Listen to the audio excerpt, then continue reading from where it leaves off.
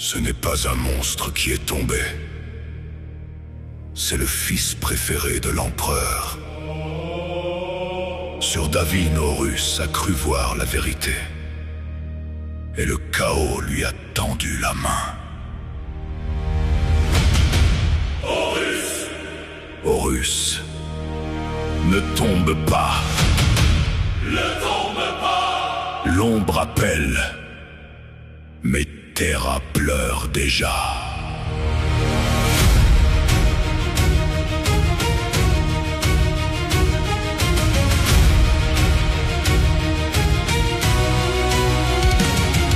Il portait encore l'or des victoires, le nom des mondes libérés, la foi des soldats dans sa mémoire et l'amour d'un père éloigné. Mais l'empereur gardait silence, loin des fronts, loin de ses fils. Et dans le cœur du maître de guerre, le doute creusait son abîme. Chaque triomphe semblait plus froid, chaque serment sonnait plus lourd. Il gagnait la galaxie entière, mais perdait la chaleur du jour. Pourquoi le père s'était-il tu? Pourquoi Terra l'avait repris?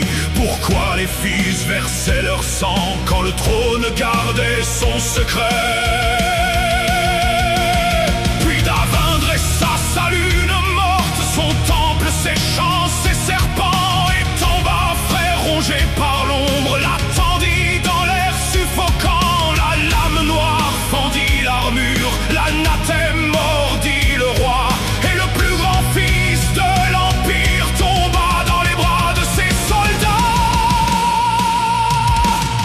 Horus, entends-nous, ne crois pas les voix du vide. Tu es le loup de l'empereur, pas le roi d'un ciel perfide. Horus, reviens-nous, la lumière porte ton nom. Mais si ton âme choisit l'ombre, la galaxie brûlera demain. Ses fils refusèrent la mort, ils hurlèrent autour de leur père. Non vers la science impériale, mais vers les rites et leurs prières. Dans les loges aux masques anciens, sous les torches de la peur, on promit de sauver Horus en ouvrant la porte aux menteurs. Et Rébus glissa dans la nuit, avec sa voix douce et cruelle. Il savait où frapper l'orgueil, où faire saigner l'étincelle. Il ne parla pas comme un démon, mais comme un frère inquiet. Et chaque mot devint poison dans le rêve du roi blessé. Alors le Warp ouvrit ses portes, non comme un gouffre, mais comme un miroir.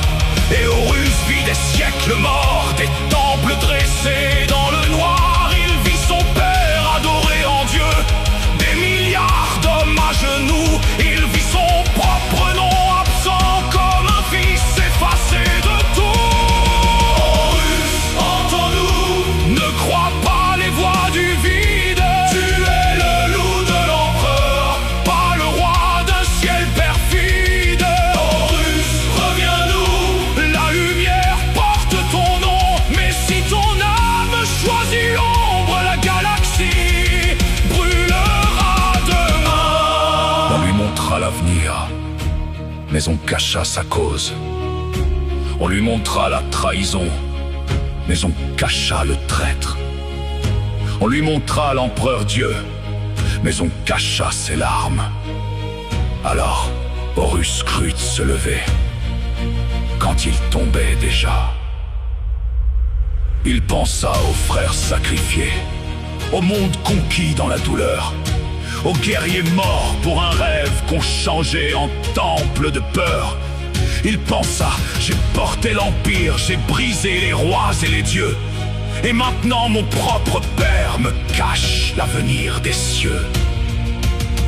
Manu cria depuis l'abîme, rouge lumière dans le cauchemar. Frère, ces visions sont des chaînes, elles les trondent ton regard. Mais l'orgueil battait comme un marteau, la blessure buvait son sang, et l'amour qu'il portait à Terra se changea en jugement. Horus, entends-nous, le ciel entier prie encore.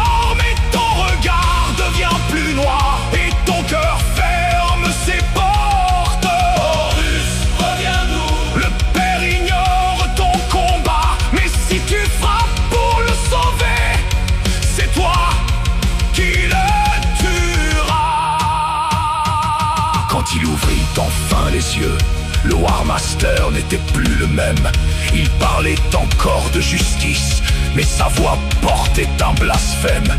Il disait: je sauve l'humanité, je brise les chaînes du trône, je rends aux fils leur liberté. Je refuse un Dieu sans pardon.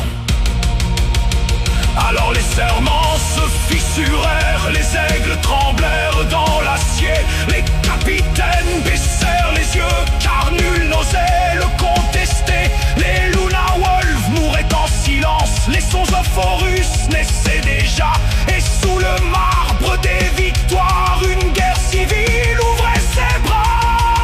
Davin, un fils blessé, un rêve brisé, un père perdu, un empire condamné.